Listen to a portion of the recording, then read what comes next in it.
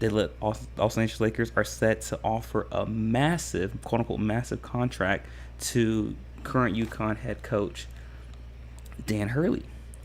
And though no official numbers have been given out yet for the contract, the contract will be slated to make Dan Hurley the highest paid coach. And is coming off of the Lakers season in which they lost in the first round to the Dallas Mavericks. To the Denver Nuggets in 5 games.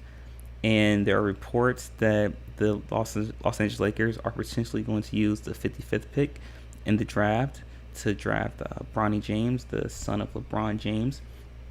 And all of this is enticing, can be intriguing, makes this storyline much more interesting.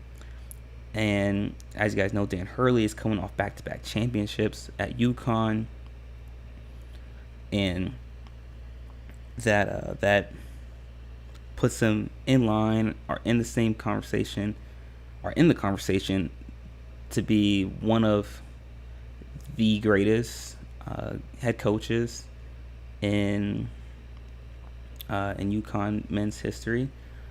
Obviously, the previous 2 head coaches won championships as well. Previous being Kevin Ollie, who won a national championship in 2014. Previously, before that, Jim Calhoun won 2 national championships, one of them being in 2011 and the other one being in 2004. If I'm wrong about that, one of you brothers can correct me on that. But Dan Hurley obviously comes from a long line of great coaches at UConn, but Dan Hurley will be making a massive leap if he does decide to take the offer from the Los Angeles Lakers. I've not heard any reports on which way he is trending towards.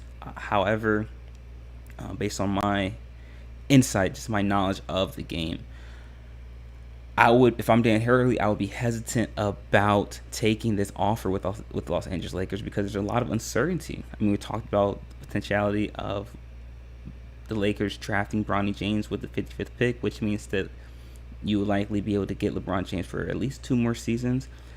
However, there's too many uncertainties to take a job like the Los Angeles Lakers, and to leave so much stability, to leave so much success, and to leave something that you've established in UConn with Dan Hurley, to go into uncertainty with Los Angeles Lakers without, quite frankly, any reassurance aside from a financial standpoint, to me at this point doesn't seem ideal, unless Dan Hurley is looking for a transition in his career.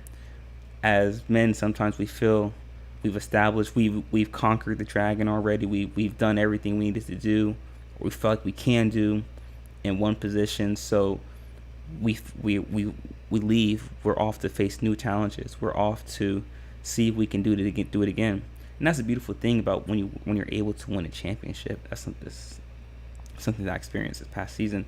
When you win a championship, there's part of you that worries about that passion being gone, that drive leaving you after winning.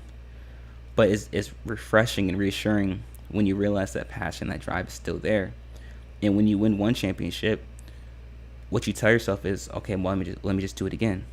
Let me see if I can do it again. Because then you reach your point in your career and in your mental state where you no longer see failure. You no longer understand failure. Failure is no longer an option because you truly realize that failure does not exist. And you tell yourself, okay, what's the worst that can happen if I continue to chase after more championships and more success? And you realize there are no negative side effects. There are no negative aspects to it. Because like I said before, failure is not an option. Failure is not real. It's a fallacy. And perhaps that's the mental state that Dan Hurley is in. Perhaps he realizes to himself that he's conquered the dragon. He's, like I said, he's won championships. He's figured out what it's like to be successful. And so why not chase it again? But this time in a different perspective. This time in a different league, under different circumstances. And that could be the mindset that Dan Hurley is in. And if he does decide to take the Lakers job, he will have his job cut out for him because there's so much uncertainty. The Lakers don't know how long will LeBron James will be in the league. Obviously, he made All NBA third team this past season, but it's weird to say this, that he's he's on the decline. It seems like people have been saying it for the past couple of years, but obviously LeBron James is generational talent. Anthony Davis, there's a lot of uncertainty there. Can Anthony Davis be the best player on a championship team?